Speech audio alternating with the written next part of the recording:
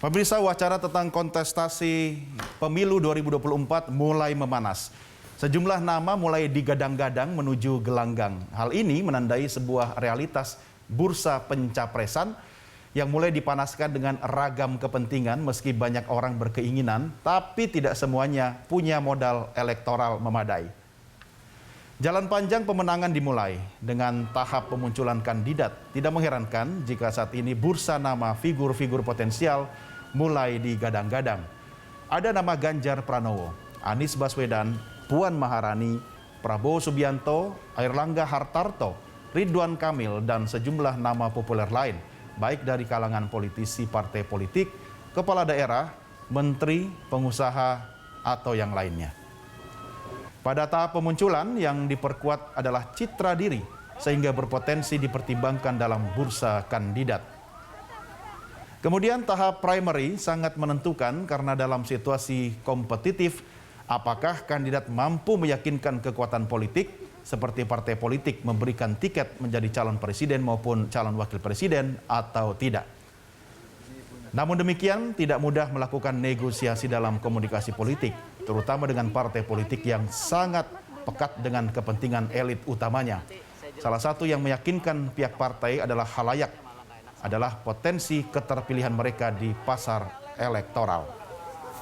Itu juga menjadi alasan mengapa tidak semua nama yang beredar di bursa akhirnya diambil menjadi kandidat dan diusung partai atau gabungan partai politik.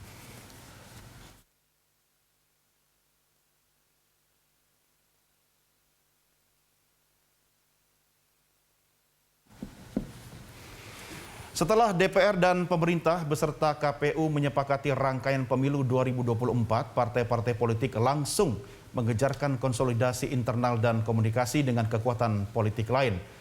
Penjajakan terhadap para tokoh yang berpotensi menjadi calon presiden dan calon wakil presiden kian gencar dilakukan. Lantas pemirsa, apa alasan parpol mencari tokoh berpotensi yang justru bukan dari kader atau bahkan tokoh non-parpol? Hingga seperti apa proses perkaderan beberapa partai politik saat ini. Kita akan membahasnya. Kami sudah terhubung melalui sambungan video daring bersama peneliti ahli utama BRIN, yaitu Profesor Dr. Siti Zuhro MA. Selamat sore Prof, apa kabar? Alhamdulillah baik. Alhamdulillah baik. Apa kabar Mas Duni? Sehat selalu Bu Wiwi. Terima kasih sudah bersama kami di Prime Time. Bu Wiwi, ini jangan sampai ada istilah Capres dan Cawapres 4L, lu lagi. Komentar Anda, Prof?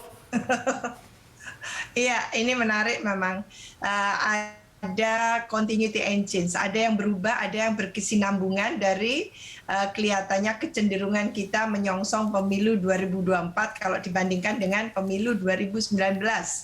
Jadi kali ini kelihatannya memang partai-partai politik sudah bertekad untuk mengusung kadernya. Jadi kalau tidak ada kadernya, pastinya mereka juga sedang berusaha untuk menjaring gitu ya calon-calon non kader untuk dicalonkan gitu. Jadi ini yang menarik dari kompetisi menyongsong 2024. Dan tentunya kali ini juga luar biasa, lebih luar biasa dari tahun 2019 ya.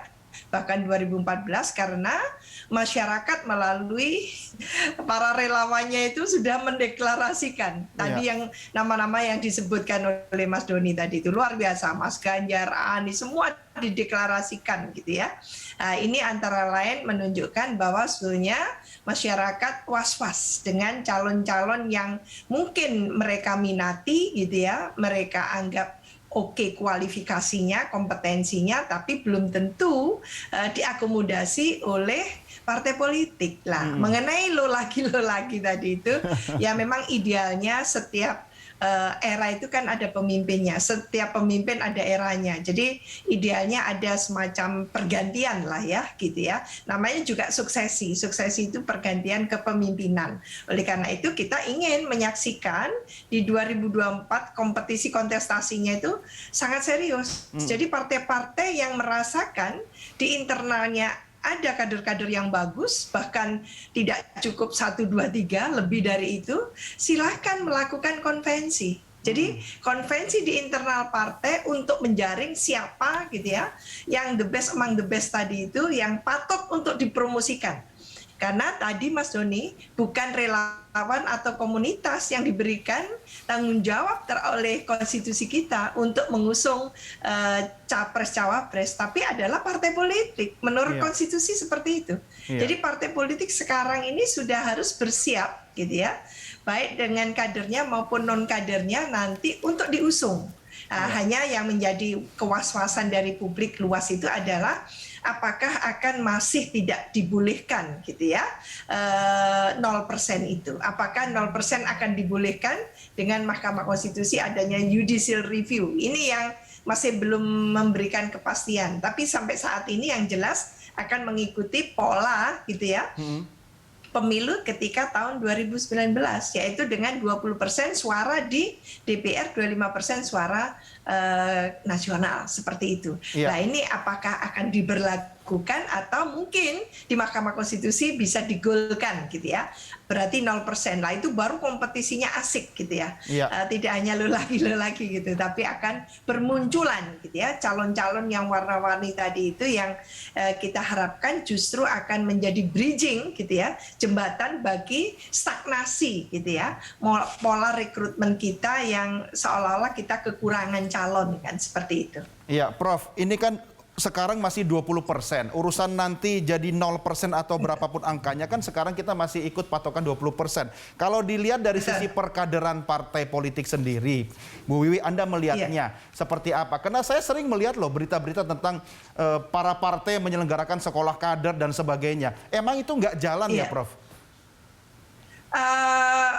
Kompetisi kontestasi di internal, Mas Doni, yang ini yang kurang hidup gitu ya. Jadi belum dibiasakan dengan adanya kompetisi kontestasi. Jadi kita lupa gitu ya, partai-partai politik sebagai pilar pentingnya demokrasi tadi itu lupa bahwa nanti mereka itu akan melakukan kompetisi dengan partai-partai lain. Jadi sebelum melakukan kompetisi secara luas seperti itu, di internal sebagai rumah demokrasi tadi itu diajarkan kepada kader-kadernya. Jadi supaya kader-kadernya itu memiliki hak otonom, lalu memiliki kualifikasi, selalu menambahkan substansi pada dirinya, sehingga mereka akan melakukan kompetisi itu secara free and fair. Yaitu dengan mekanisme konvensi ya, Prof ya? Ya, betul. Itu sebetulnya. Jadi di negara-negara yang sudah sangat maju, seperti Amerika, itu konvensi. Jadi tidak ada yang mambling gitu ya. Tidak ada yang gerutu, tidak ada yang lalu seperti meminta-minta kepada relawan atau komunitas untuk lalu mengusung-usung, memaksa-maksa, dan sebagainya. Prof, kalau misalnya konvensi itu dilakukan sekaligus upaya untuk menjaring calon dari luar partai politik, memungkinkankah? Bukannya malah menggerusi upaya perkaderan partai politik secara internal? Sebetulnya itu kan masih bridging ya, masih masa transisi. Jadi kalau mungkin waktunya proses kaderisasi dianggap kurang mumpuni, kurang maksimal atau kurang substansial, memang ada, tapi mungkin ya kayak kita di sepak bola kan masih mengundang gitu kan. Pemain-pemain yang handal gitu.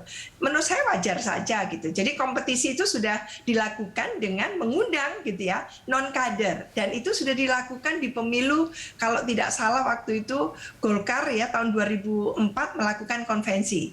Lalu diikuti oleh Demokrat ya, meskipun tidak tuntas gitu ya, tidak tuntas waktu itu tahun 2009. Nah, kalau tidak salah di berita satu ini juga kita membahas waktu itu kan gitu ya. Betul. Tapi konvensinya ternyata tidak sampai final. Itu sayangnya. Jadi ke depan kita memintakan supaya di internal partai itu clear gitu ya. Ada semacam penerimaan terhadap siapapun yang memang akhirnya dipromosikan oleh partai politik itu untuk maju sebagai capres maupun cawapres. Itu menurut saya lebih elok. Sehingga selesai. Tidak ada kompetisi yang katakan hidden agenda di luar dan sebagainya itu. Iya, setuju banget Prof. Bu Wiwi mengingatkan saya pada sejarah kita setiap menjelang pemilu kita diskusi soal konvensi dan sebagainya. Tapi kok ternyata ujung-ujungnya ada juga partai politik yang akhirnya konvensi hanya seremonial belaka, hanya formalitas belaka. Nah dia lagi kalau enggak kena keturunan, kena aspek yang lain yang jadi calon utama. Komentar Bu Wiwi gimana? Iya, itu yang memang belum ya. Jadi kita ini sejak tahun 99 pemilu pertama kali ya sejak tumbangnya Orde Baru sampai pemilu nasional ke 5 kali tahun 2019 yang lalu, tahun 2024 akan 6 kali, itu kelihatannya masih belum ingin membiasakan konvensi. Jadi kompetisi kontestasi itu belum akan dihadirkan secara serius di internal partai. Karena saya melihat kok kurang akan dibuka. Melihat bagaimana kemarin pengalaman di mana Munas maupun mungkin Kongres Partai gitu ya, selalu calonnya itu aklamasi kan, tunggal gitu kan. Baik partai besar maupun menengah, saya menyaksikan tidak ada kompetisi di situ. Jadi calonnya satu, sehingga sudah ada kesepakatan untuk disahkan ya calon tunggal tadi itu. Kalau calon tunggal jadi ingat zaman Orde Baru ya Prof ya? Iya, jadi ini sistem multipartai kita gitu ya, tidak menjalankan gitu, katakan gitu ya, satu tusi itu fungsi ya, fungsi pokok fungsi gitu ya, fungsinya tadi itu yang utama untuk katakan gitu, melakukan kaderisasi dalam arti yang sebenarnya, bukan hanya dijejali dengan substansi, tapi diajarkan bagaimana siapapun yang hebat di antara kalian patut gitu ya, memenuhi kualifikasi itu, patut untuk memimpin, tidak apa-apa kan gitu. Sepertinya mestinya seperti itu yang namanya merit system Mas Doni. Jadi merit system di internal partai itu harus diberlakukan karena dengan begitu partai itu akan berjaya nantinya. Jadi tidak tergantung hanya pada sosok gitu ya, leadership atau kepemimpinan orang per orang, tidak. Sistem itu yang akan bekerja karena ada merit system tadi itu.